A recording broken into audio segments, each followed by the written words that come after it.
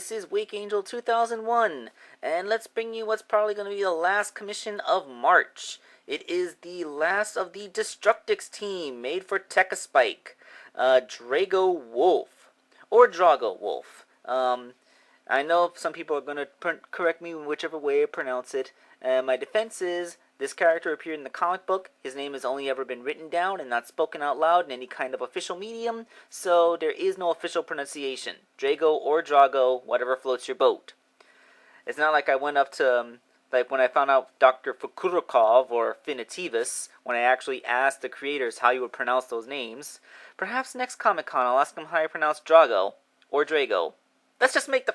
Okay, let's do his backstory first, because, you know, he's an Archie Comics character, so we gotta do the backstory. Out of the Destructix members, I think we can officially say that Drago was the biggest scumbag of the group, and I'm going to explain why.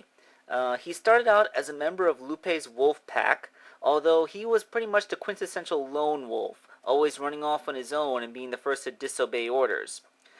He didn't actually turn out to be evil until the Endgame storyline, where he had manipulated his girlfriend, Hershey Cat, into almost murdering Princess Sally. It involved disguising herself to look like Sonic, and having hacked optics that made any person she looked at look like Snively, so she thought she was actually trying to kill Snively, but, you know, that was a bad thing. Of course, this betrayal meant that she broke up with him, and he got himself thrown in the Devil's Gulag, a maximum security prison, for it. He got broken out of the prison, got roboticized, got de-roboticized, and then joined up with the Destructix for a time.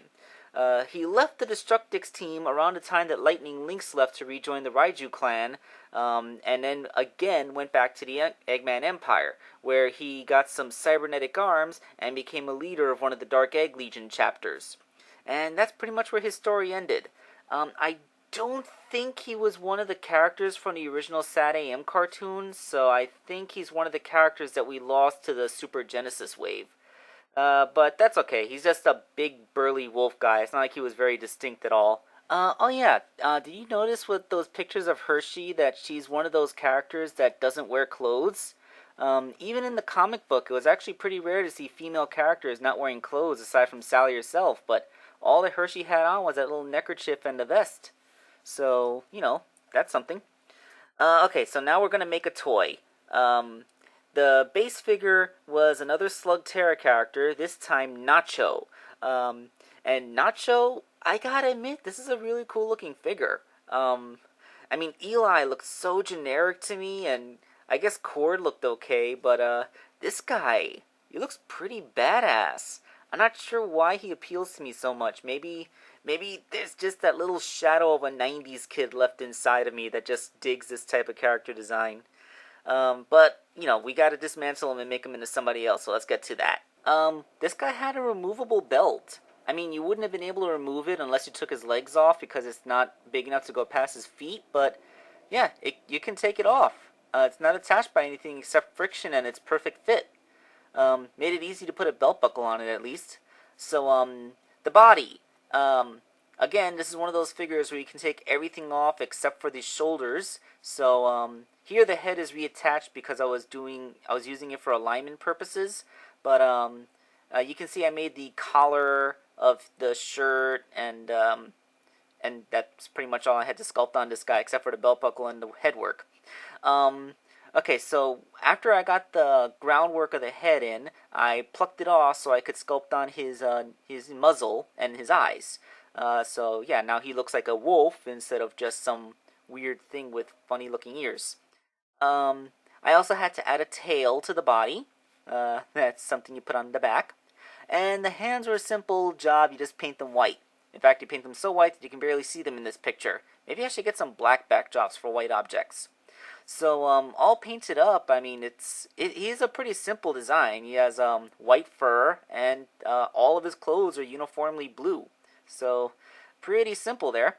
Although the legs, this guy was taller than Sergeant Simeon with the legs as they were, so I took out about a 1/4 inch of material to shorten them, and now he's just a tiny bit shorter than Sergeant Simeon, which is how he should be. When reassembled and completed, he looks very much like Drago Wolf does. I mean, he has those huge muscular arms. I wish that there was another character. I wish that Eli had arms like this, because then he would have been perfect for Sleuth Dog. Because Sleuth Dog is also supposed to have big arms like this, but not quite as big, because, dogs are smaller than wolves. But, yeah, this guy, he looks so great. This is about spot on perfect for how Drago Wolf would look. Yeah, so, I got into toy customizing so that I could have some bad guys from my Sonic the Hedgehog toy line. That's why the first figures I ever made were Scourge and Dr. Finitivus.